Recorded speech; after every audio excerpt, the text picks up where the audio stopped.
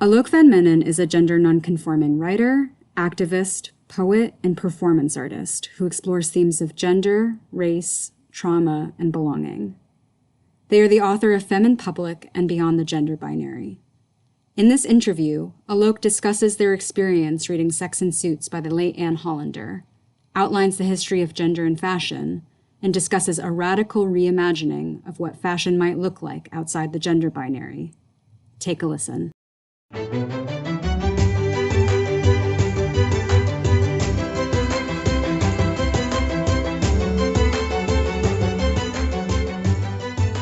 Welcome to the Bloomsbury Academic Podcast. I'm your host, Rebecca Moravsky. Normally on the show, we invite our authors to discuss their books in depth, but we're doing something a little different today. A few weeks ago, I found a really moving post written by Alok Vaid-Menon, a gender nonconforming writer and performance artist, about the legacy of the late Anne Hollander's Sex and Suits. And I really wanted to have them on the show to talk about it. So thank you so much again, Alok, for agreeing to do this. I'm really looking forward to hearing what you have to say about gender in the fashion world. I'm so geeked out. Thanks for having me. Well, first things first is everything. Are you handling quarantine okay? All things considered, I am. I think the universe wanted me to slow down and reconsider my life priorities. So I've been enjoying that. Yeah, definitely. I'm trying to resist the whole productivity paradigm and just relax a little bit and not. It's actually very liberating to not feel guilt about doing nothing and just, Totally. I've been watching so much TV. It's really What are you watching? Okay, so I'm watching The Morning Show right now, that show with Jennifer Aniston and Reese Witherspoon on Apple TV, and it's so good. I thought that was a movie. No, it's 10 episodes, and the problem is that I start watching them at 12 a.m., so my hours are just very, very confusing right now. Yeah, Normal People just got adapted to Hulu, so that's what I've been watching, and it's just great to listen to a bunch of cute Irish accents, frankly. Yeah. But anyway, how did you first encounter Sex and Suits, and what made you decide to post about the book in the first place? Yeah, so I guess the story begins with I've been designing fashion collections for the past 3 years. And the reason I started to design fashion was because I understood, like Anne Hollander, fashion to be a legitimate art form that engages in social and political inquiry. And people were confused because they were like, why are you designing clothes that you're not mass producing and selling? And I was like, well, I don't really see the purpose of fashion just to be about being wearable by other people. I'm interested in the production of images. So I photograph myself, or I have a whole team photograph me in my collections. And those images are works of art as well as the pieces of clothing themselves. So because of that, I've been now invited to lecture and teach at different fashion schools across the country. In November, the Fashion Studies Department at Syracuse University invited me, and I came and gave a talk to fashion students. And I hit it off with one of the professors. And because I hadn't really had much exposure to fashion theory, I asked him if he knew of any scholarship on gender and fashion. And so he recommended Sex and Suits to me. I'd never heard of Anne Hollander before, and I'd never really read fashion critics in a more sort of academic space. And I had it on my sort of to-do list for months, but now in quarantine, one of my goals is every week I'm posting a public review of a book and then giving a lecture on it, as well as posting it on Goodreads. And part of the reason I'm doing this is because I feel like I have a knack for reading academic texts and distilling them to a sort of mass audience. And I want to just, increase education about the things that are important and dear to me, to the public. So the other week, I posted my review of Sex and Suits. And why do you think it's important to learn the history behind fashion? So I'm really interested in the things that get naturalized and seen as just reality. what I understand reality to be is not like a pre-discursive state of being that's just essentially the way that the world is supposed to be. I understand reality to be the result of a series of political choices and decisions, a political aesthetic.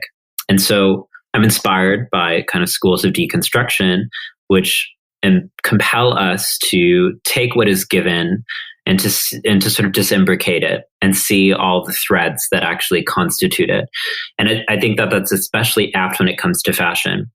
As a gender non-conforming person, people constantly chastise me for wearing garments and objects like lipstick or skirts that they see as feminine, while presuming that my body is masculine. So a lot of what I'm doing is I'm reviewing books that reveal how interpolating my body as masculine and interpolating this dress as feminine is not actually some given objective state of being. It's the product of sociopolitical and cultural historical dynamics, especially dynamics rooted in colonialism.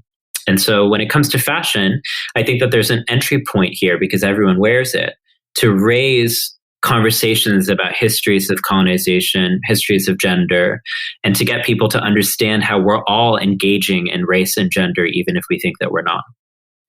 Couldn't agree more. Let's give a deep dive into that history a little bit to give a little context to the people that are listening. And I know that you are not the one who wrote this book, but to your best capacity, could you chart the gendered fashion from early history to the late 20th century? And how has Western fashion historically been divided, according to Anne Hollander? Right. So first and foremost, everyone needs to read this book. Like I am an extreme fangirl. After reading Anne Hollander's Sex and Suits, and to prepare for this conversation, I actually read the tome that is Seeing Through Clothes by Anne Hollander as well. So I feel like I'm now like an Anne Hollander like academic fangirl.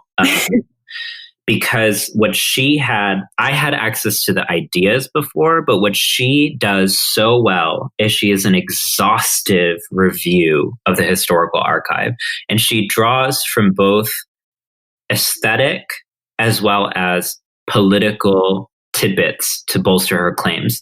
Her kind of vast repertoire and understanding of visual culture and Western history is frankly unparalleled. Like I was just like, how does she know so many images? Like how much time did she spend going into the archive and drawing this out? Sex and Suits is perhaps, I think, more of an accessible Anne Hollander. And Seeing Through Clothes, she's much more kind of obtuse and it's longer, it's more overwrought. But I think both are precious. But I think the reason Sex and Suits resonated with me so deeply is it is such a compelling argument that prior to the Enlightenment, in Western worlds at least, fashion was not differentiated on the basis of masculinity or femininity, but rather on the basis of class, profession, and religion, which makes so much sense because people who were, say, working in a factory, that we're talking about pre-alignment, so people who were maybe cobblers were wearing something very different than people who were messenger people. That fashion's purpose was actually more about the differentiation of a class society. So wealthy people wore certain kinds of clothes versus other people. And within this, we can understand things like makeup, wigs, heels, not as feminine objects, but as class objects for the gentry. And then what happened is, as part of the Enlightenment and the sort of consolidation of modern society, fashion became differentiated on the basis of gender. And Anne Hollander sort of goes into how this has to do with shifts in tailoring, so the development of women tailors in France. But one of the points that she makes really importantly is she references Thomas LaCour, whose book I've also reviewed in the past few weeks, inspired by this, called Making Sex. And the argument that Thomas LaCour has in Making Sex is that Western culture shifted from a paradigm of a one-sex or a unisex model, whereby all people were understood as inherently male, and that women were just underdeveloped males, to a bisex model, the idea that male and female were ontologically separate and oppositional categories. And so what Hollander does is she uses LaCour's argument to show how the shift and a paradigm around sex bifurcation became aesthetically displayed through fashion. So, how do you prove to people that male and female are oppositional sexes? You have to shift their conception of what is natural. Even though male and female human bodies have actually much more in common than they have apart, the role of gendered fashion was to accentuate the differences between the bodies. So when Hollander talks about how the suit actually reveals the legs of the male, or pant legs do, whereas a dress obfuscates them, which allowed femininity to become the repository for fantasy and fiction, which then allowed women to be seen as kind of closer to the pre-modern, more likened to primitivity, sort of the realm of excess. She describes how clothes were designed to be larger for women and more lean for men as a way to hyper-emphasize bodily differences. And I think one of the strengths of her work is she shows how clothing literally shifts our perception of the body. So men's clothing made men's bodies look a certain way, whereas, quote, women's clothing made women's clothing learn a certain way. And this sort of bifurcation of genders also was bolstered by a set of different stereotypes. So men's fashion was seen as somehow more practical or rational, whereas women's fashion was seen as more excessive, adorning, sort of garrulous, if you will. And I think that one of the points that she really makes is that most of what we now perceive as feminine fashion was actually originally worn by men. But then we've lost that historical and cultural project and it's just become naturalized. And I think thinking about LaCour in conversation with Hollander, we see how the political consolidation of two separate genders becomes naturalized aesthetically such that we don't even question why we have a binary gender sex model today. Right. And I mean, this book, it's so expansive, as you said. It's expansive about the history specifically of Western fashion. Do you feel like the bifurcation of gender was specifically reified by Western ideology? And if so, I mean, was it specifically Western ideology that naturalized the gender binary? Does it relate to the Western colonial project at all to you?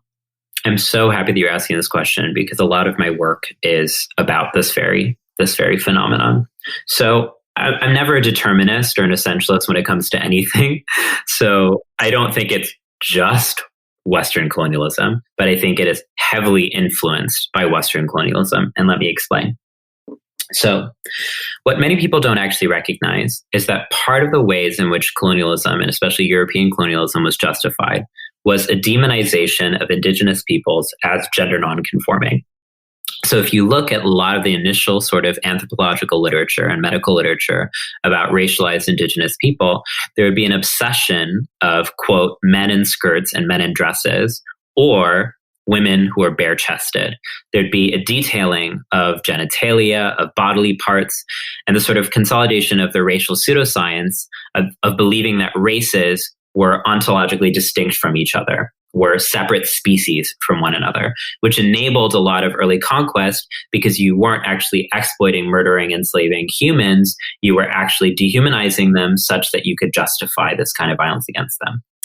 Then, with shifting understandings in race, especially enlightened by the work of Darwin and others, people began to understand, okay, wait, there's actually one human race, but how do we reconcile our historic and continued subordination of racialized people and our feelings of supremacy over them? Then there became this idea of a sort of racial continuum or a civilizational continuum, where white people and Westerners were imagined as the most developed form, similar to what I was saying about the unisex model before, where males were seen as more developed females.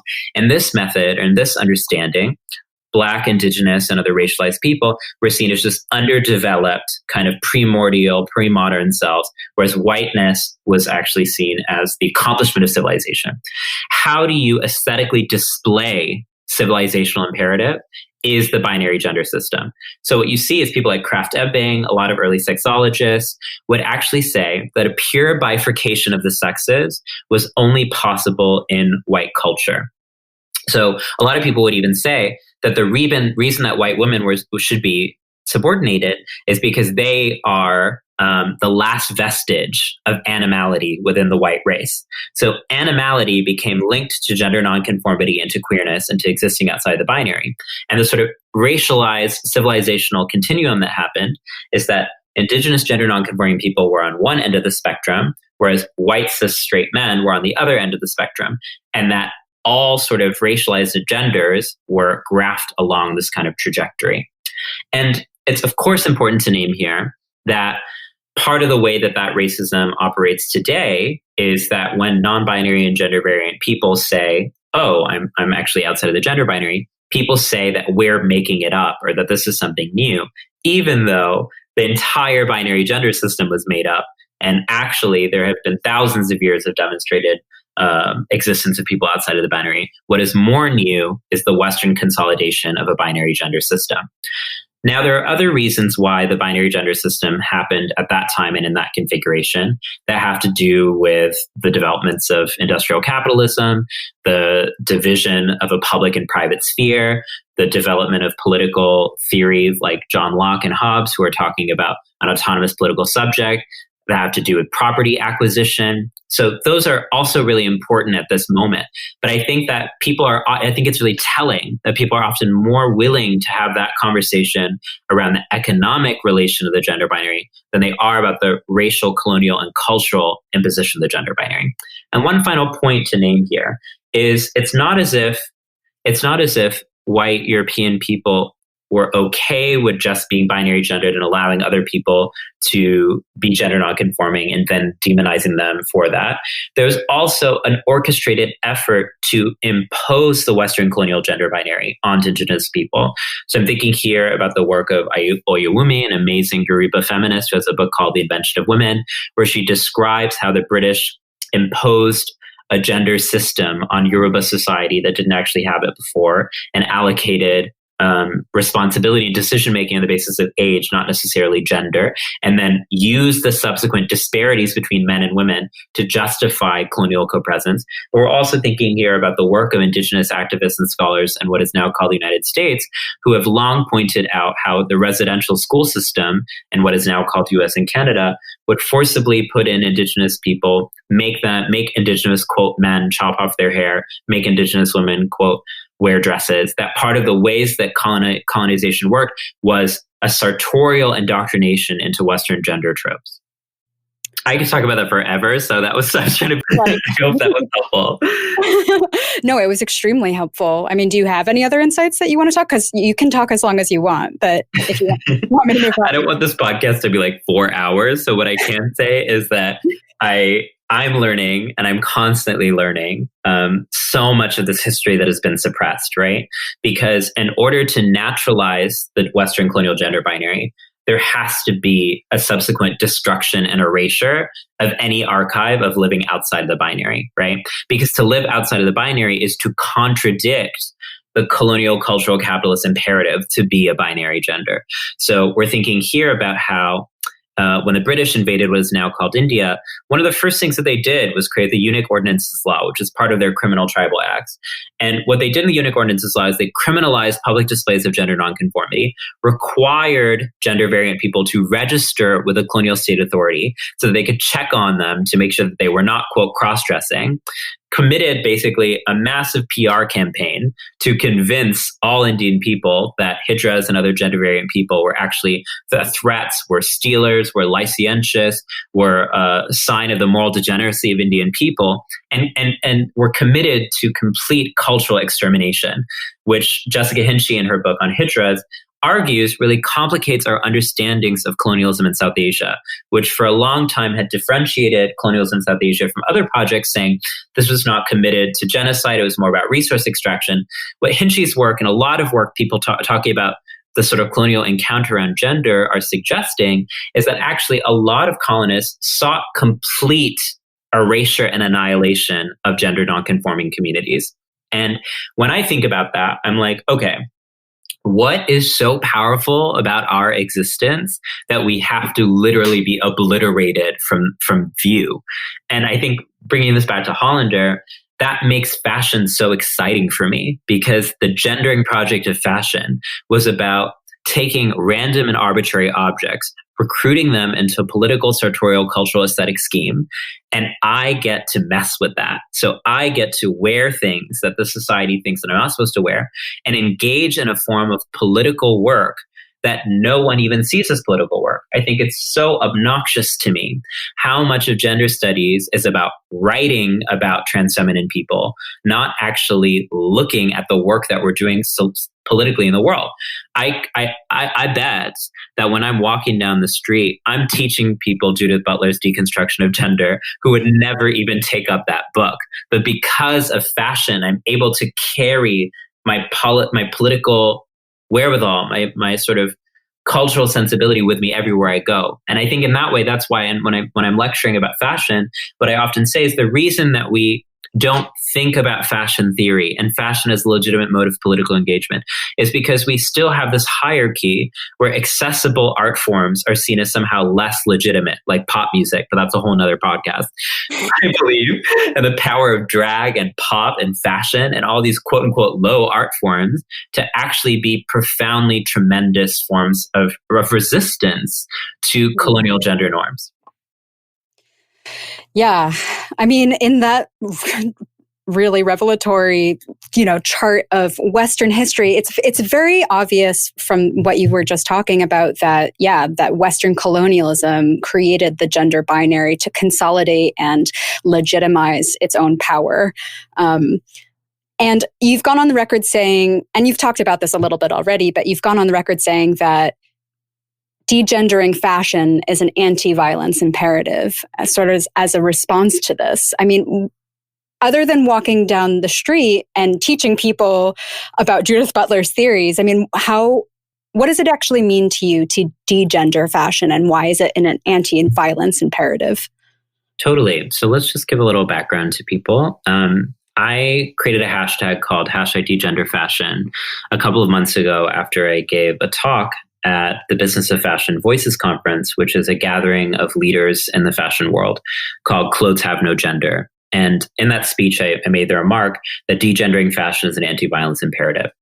And what I mean by that is we are primed in Western society to believe that random, like I said, completely random and arbitrary objects like a pant or a skirt or lipstick have genders. And that, in fact, the only way that we come to conceive and define gender is through these kind of material objects. Like there would be no gender without them. And so what happens is that when people see someone like me, they perceive me as incongruous because in their head, the equation that's being rendered is, quote, male body wearing, quote, feminine garments. That's not supposed to work. If fashion was to become degendered, I would just be seen as someone wearing something. It would be neutral. I'm asking for a kind of gender neutrality where objects cease to have gendered connotation and where we get to define what those objects mean versus them defining us. So what degendering fashion looks like for me is I believe the time has come for us to stop the bifurcation of fashion on gender and sex lines. That means the abolition of Women's Fashion Week versus Men's Fashion Week. That means ending this idea of women's beauty products versus men beauty products. This means actually in clothing stores having clothes marked by a basis of size, not if they're masculine or feminine. So not predetermining what kind of body should be able to wear clothes. And I think that my inspiration for this kind of work comes from two movements in fashion. One is the body size inclusive movement, and also thinking about people who are fat, people who are plus size. What a lot of folks in the plus size body positive movement are actually revealing is fashion is a tool through which we reproduce the myth that the majority of people, and especially women, are thin. That is just not true. The sample size phenomenon normalizes and entrenches a gross mischaracterization of body distribution in this world. And that actually it's not actually politically correct to be size inclusive. It is factually correct because that is actually how bodies are distributed. Same thing with the disability justice movement, which has actually talked about disabled friendly designs and actually adaptive design.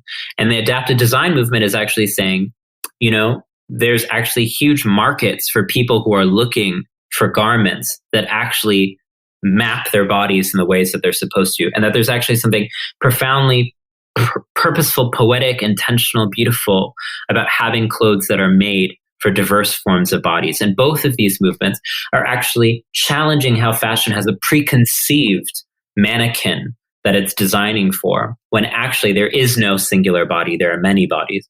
And so I think degender fashion is actually elaborating on that conversation to suggest fashion is creating a prophecy for itself. It's creating a demand for itself. So many times people tell me, well, look, I agree with you theoretically, but people don't want to buy, like, you're not going to have men wearing skirts in New York City next month. And I say, okay, well, if your entire marketing scheme for hundreds of years has been socially, culturally, economically priming people into binary gender categories, of course it's not going to happen tomorrow. But what if you shifted your casting, your marketing, who was on the runways, who you created the image of fashion in? And I think it was a really personal journey for me to start making fashion, because for so long I thought fashion was not for people like me. And I wanted to create images of myself that could contradict that and say, no, I belong.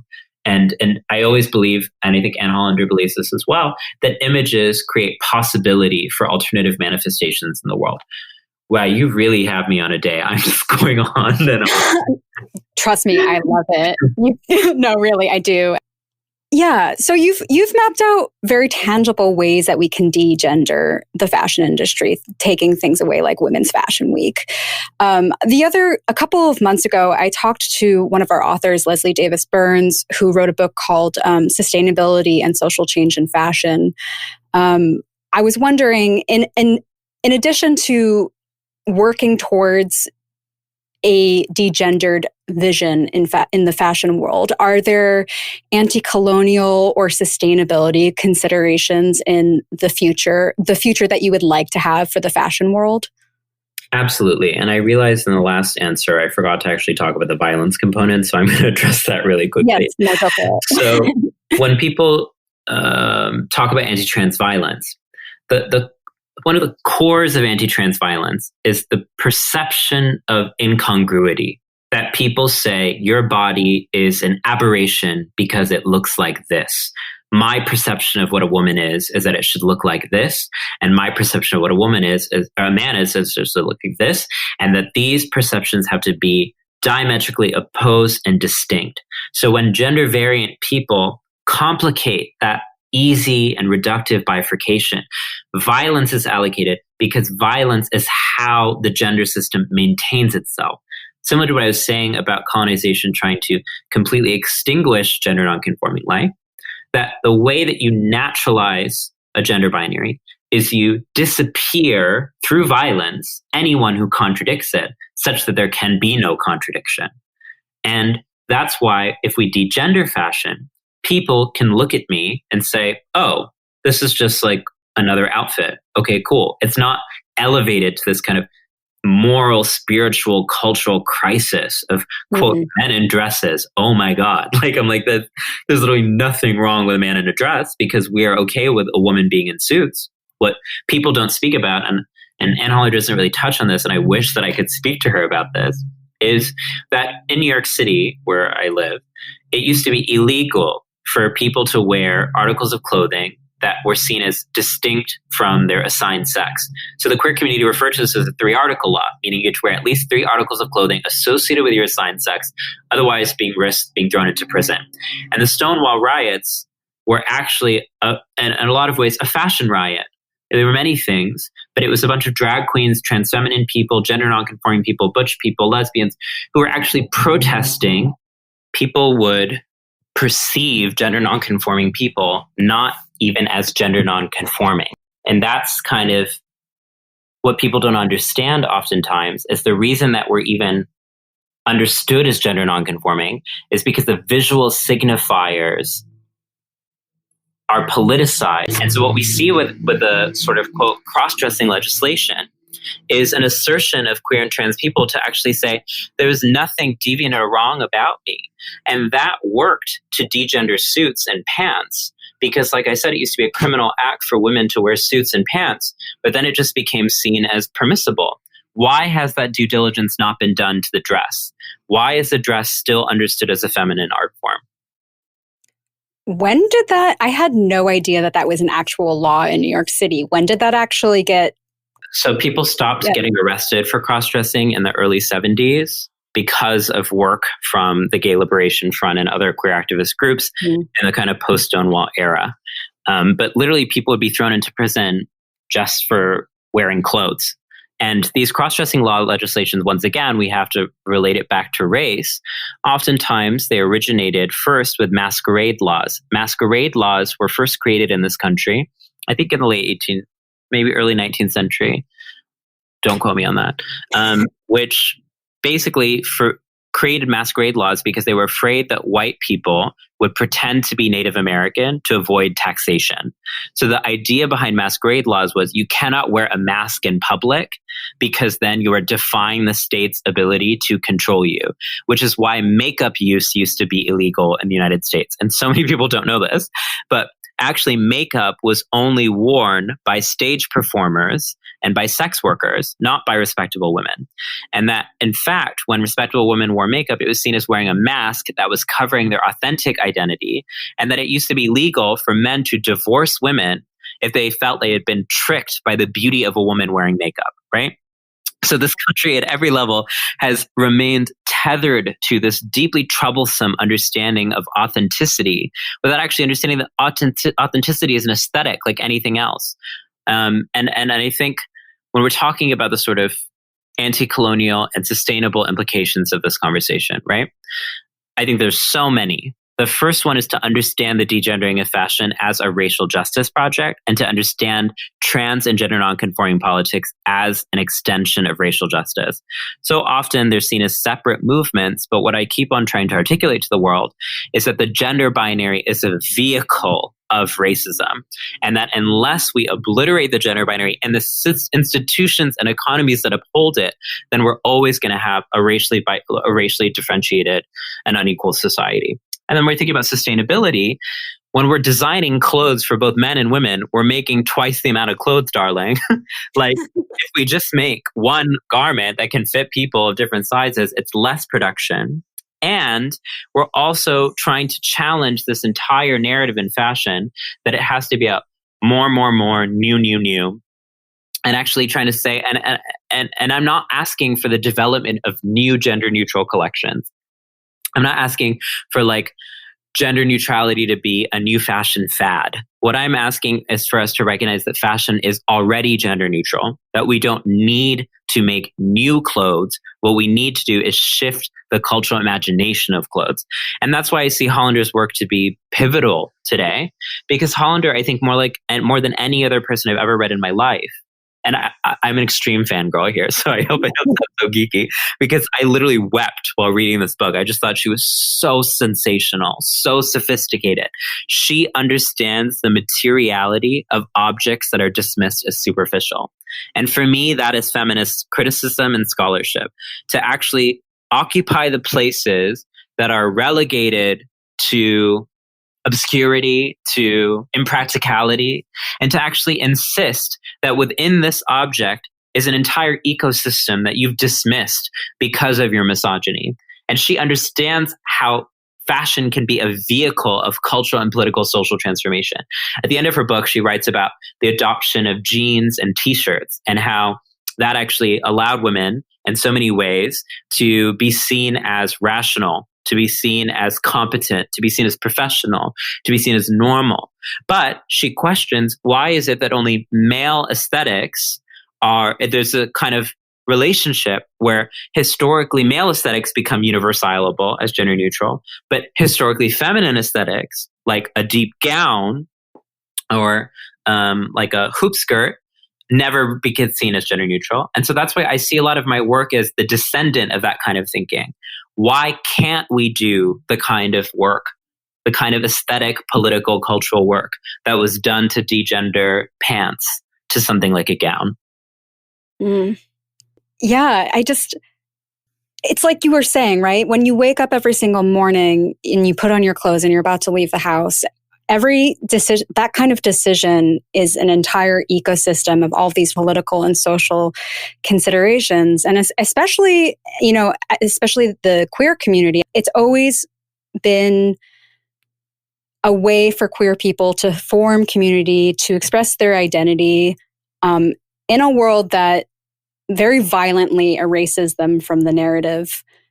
Is that, and as Anne Hollander also says, like, there's so much power in this, right? But is it just empowering for you when you make that decision in the morning, or is it tiring? Is it ever like exhausting for you to have that kind of like heavy consideration just putting on a shirt?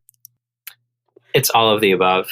There are days when I just want to wear like sweatpants or like a onesie, but then there's the fear that I'll be misgendered, and that I'll just be seen as a man. So I feel like I have to put on quote unquote more traditionally feminine clothes in order to be intelligible, and then that puts me at risk for more violence.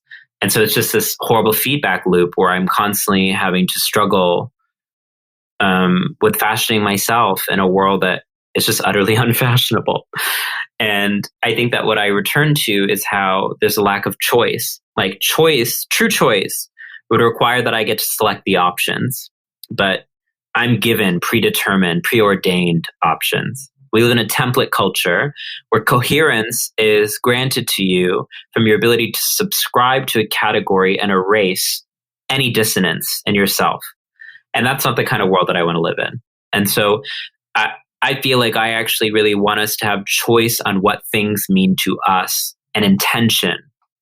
And that's very difficult in this kind of political aesthetic economy where everything is so loaded. There's a connotation to every kind of aesthetic that's informed by generations of history, sometimes even things that we don't have access to.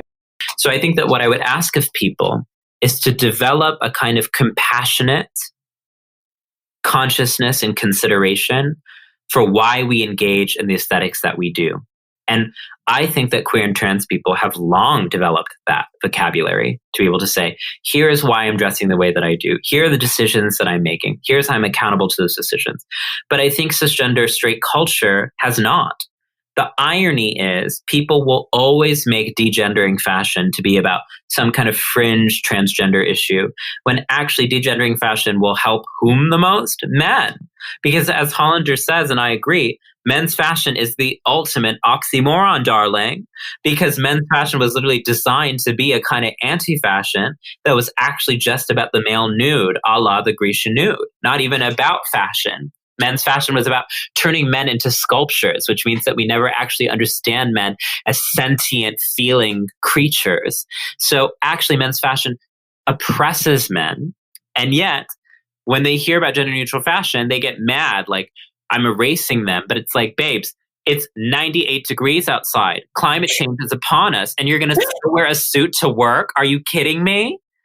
So I struggle because it feels very thankless. It feels very thankless to be situated at the intersections of my experience and to be doing work and to be imagining in ways that are actually fundamentally rooted in inclusivity and choice and transformation, and to be minoritized, to be made as if it's just a fad or trend or fringe. And I think that's why I find so much community with Hollander's work. And I think oftentimes the work that I do feels very isolating and scary. And so I turn to theory and I turn to history as a way to find kinship and community. And I think reading her book gave me conviction and gave me evidence to articulate what I've always known to be true, which is that this is a lie. When you say that this dress is a woman's dress, it's a lie. That heels actually began as a horse riding kind of mechanism for stirrups that were worn in military settings, then were then adopted by bourgeois male royalty who had red bottom shoes back then, King Louis. So don't you dare tell me that these heels just belong to women. Are you kidding me? Yeah, wasn't it supposed to show off, their calves? Maybe I'm misremembering that. That's part of it. Yeah, I mean, that's the thing, though. We all stand to be liberated from degendering fashion. I've been thinking about it a lot in my own life as a gay cis woman, and I find myself wanting to play around with masculinity all the time, but it feels like it provokes hostility from cis men on the street. And I think about how I was fed the same kind of sentiment growing up, which compelled me to perform femininity in a way I wasn't always comfortable with. I just feel like that kind of political choice shouldn't have to be a thing. Shouldn't have to. And think about how much creativity we're losing because we're constantly policed into these false, abstract categories. I mean, I think what I love, I'm sorry to keep on returning to Hollander, but like, as I said, as a verified fangirl, if Bloomsbury actually wants to create some merchandise, sign me up. Like, I am ready for some Sex and Suits merch. It would be amazing. But one of the things that she speaks to in this work that I think is revolutionary is that we do not actually take the actual lived reality of people seriously. Instead, we prioritize mythology over actuality. Meaning, when sex segregated clothing emerged in the Enlightenment era, it was based off of Grecian sculpture. So she argues that the Grecian sculptures typically depicted men as nude and women as draped, and that therefore that image of what manhood and womanhood should be was based off of an inert sculpture, not even a human being. It's like in medicine, the anatomy images were first illustrated from dead bodies, not live bodies.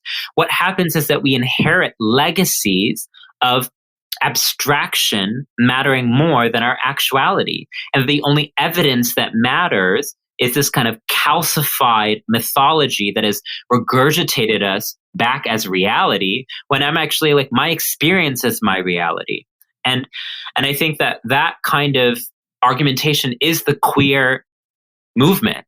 Is that the queer movement is actually saying, how dare you have the audacity to narrate the terms of my engagement with my body, with my desire, with my presentation, with my aesthetics, with my world. In fact, queerness is an insistence on saying, I have the autonomy and the power to self-determine, self-narrate, self-author my becoming and my being. And that, yes, it is an inconvenience to not collapse me into the rote monotony of a category, but to love me is to be inconvenienced by my frayed edges.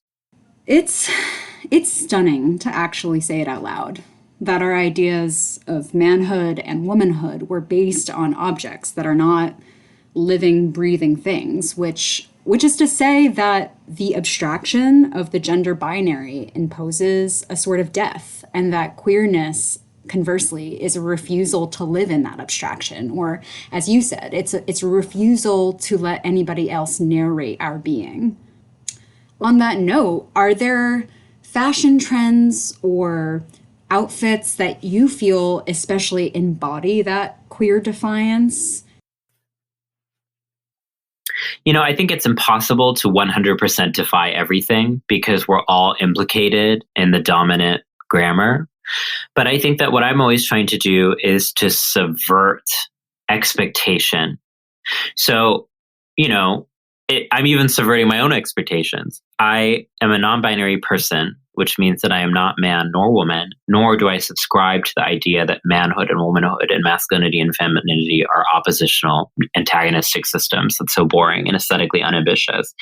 But at the same time, in order to get credence and legitimacy, I had to wear dresses and makeup and skirts for years. And then I missed sartorially, quote, masculine clothing. I missed bow ties and like shorts. Like there's a kind of pleasure I had in wearing a waistcoat that I want to bring back. And so in the past year or two, I've been adopting more quote unquote masculine things into my fashion, into my public self-presentation, into my performance of myself online. And I've been trying to defy even that expectation that there's one way to look non-binary or one way to look trans. And what I'm actually trying to say is that there is your way to look, not the one way to look. So I think that what a lot of people see as an insurgent aesthetic, as a resistant aesthetic, is already a contained aesthetic that requires a kind of collapsing of complexity. Like, oh, to be trans is to look like this, or to be queer is to be inherently androgynous. And I'm like, oh my God, no. It's actually about constant becoming and constant self-declaration that shifts. And Hollander writes about fashion as a kind of vocabulary, as a kind of language that we use to articulate ourselves.